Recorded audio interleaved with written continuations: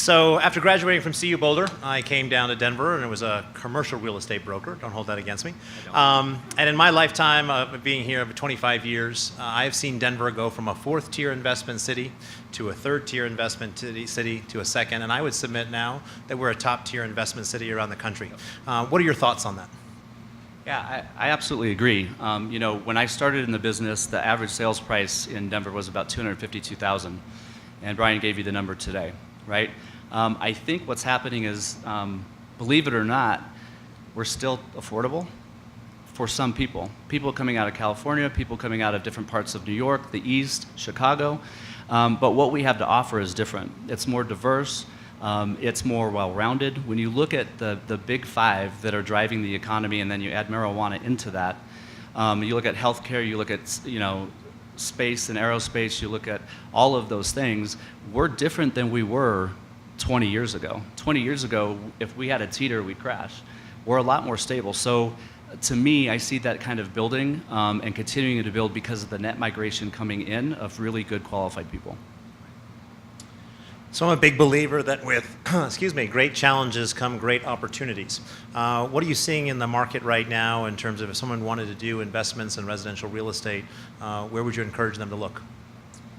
Yeah, a lot of people think that investment side is dead, that the margin is gone. I normally would have said that could be the case, but here's the thing. The rental demand is so high that what we're seeing is instead of investors buying a $140,000 property, they're buying $350,000 properties.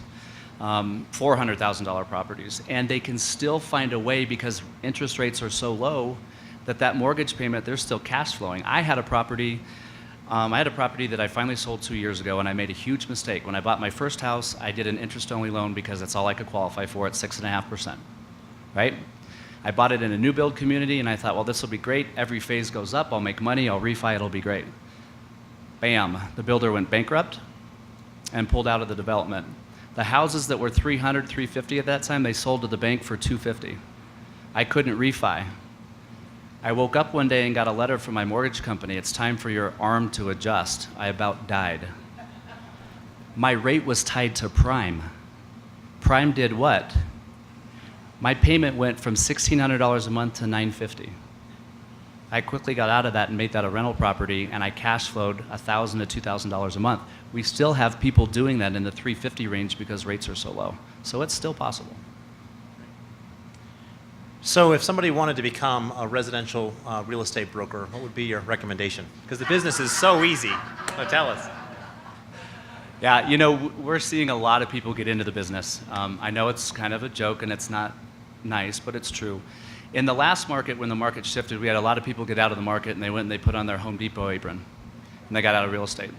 When the market got good, we saw them all come back. But here's what I'm going to tell you.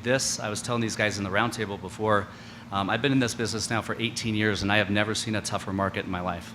I've got agents that have been in the business for 30 years that are ready to give up. They're working 70-hour weeks. It's hard. But if you want to get into this industry, there is always opportunity. My favorite thing is I was teaching a class the other day, and I asked the class, they're all new, I said, what's one of your biggest fears? He puts his hand up and he says, I'm 19 years old. No one's going to take me seriously.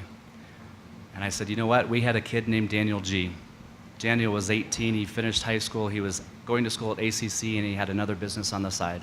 That guy built a $12 million business in 2 years. You can do it.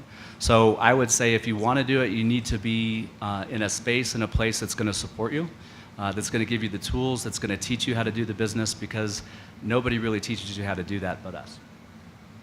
That's great. What questions do you all have? Yes, back. What are your thoughts on the rental market? So there's a fan right here. It might as well be in between our ears because it's so loud. So if I'm just reading lips, that's why. But what are your thoughts on the rental market? I did good on that one. Good.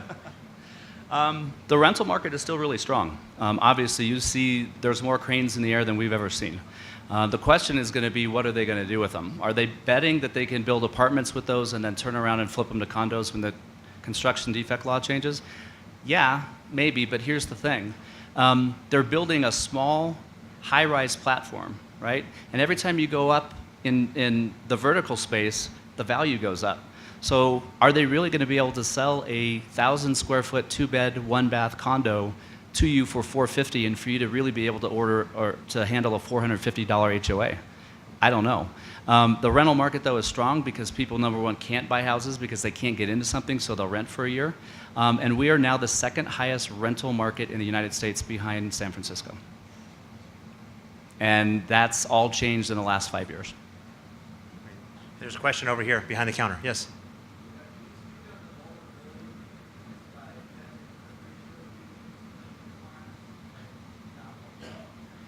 So the question is, will you speak to the vulnerability about the debt-to-income ratios? And then I just saw your lips moving after that. But is that the main part of the question? Okay. And the lending requirements and maybe being loosened up too much that may cause problems in the marketplace. Did I get it? Good. Great. I think there's always a fear for that. But we're really not seeing it. I think the reason the debt-to-income ratios are changing is because prices are escalating and people are getting priced out of the market, right? I was telling these guys that we've got somebody in my office has a buyer that has a 725 credit score. They've got $300,000 cash in the bank, and they can't get a loan. It's so subjective out there as to who they're going to give it to, who they're not going to give it to.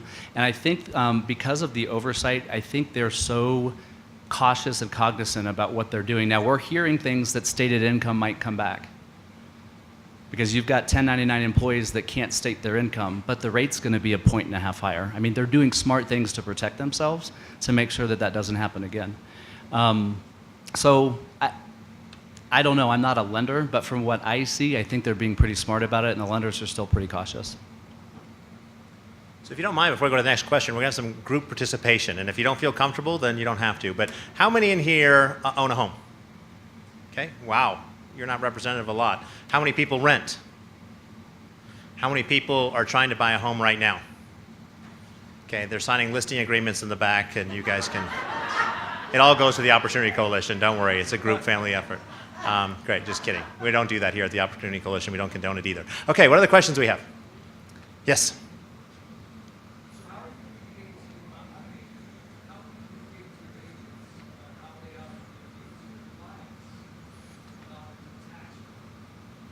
Okay.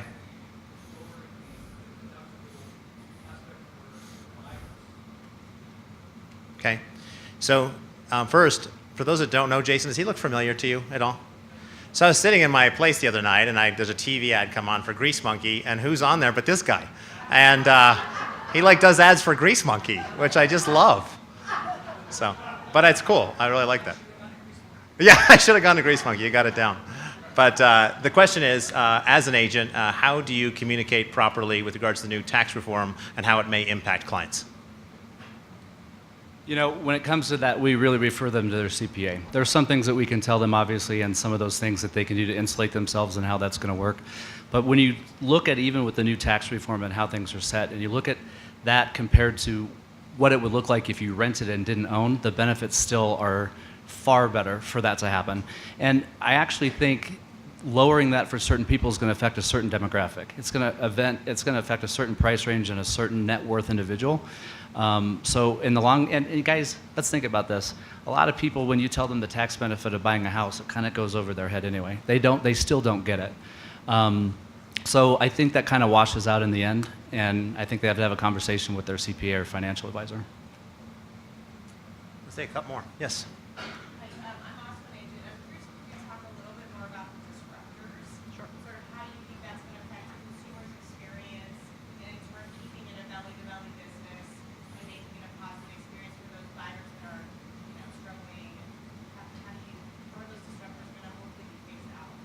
So the question is from an agent and asking about the disruptors and what is going to be the ongoing impact of that, and maybe even kind of not have them be involved as much.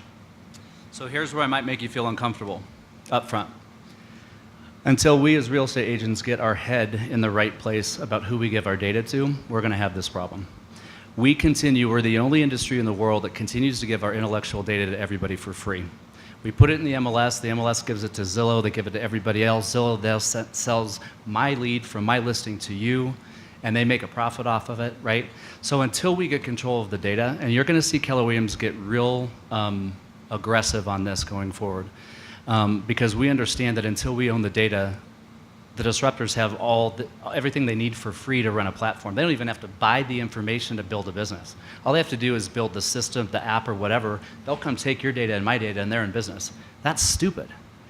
And we continue to give that to them because I don't know if we're just not smart, or I don't know if we're lazy. I don't know what it is. But as far as the disruptors go, when certain companies come into town, everybody gets freaked out, and my agents are like, oh my gosh, this company's doing it for this flat fee, this company's doing it for this. I said, that company that does that for a flat fee, let's look at their performance. And that specific company that I'm talking about, when we went back and looked at the data, 37.5% of their listings expired before they could even sell in this market, right?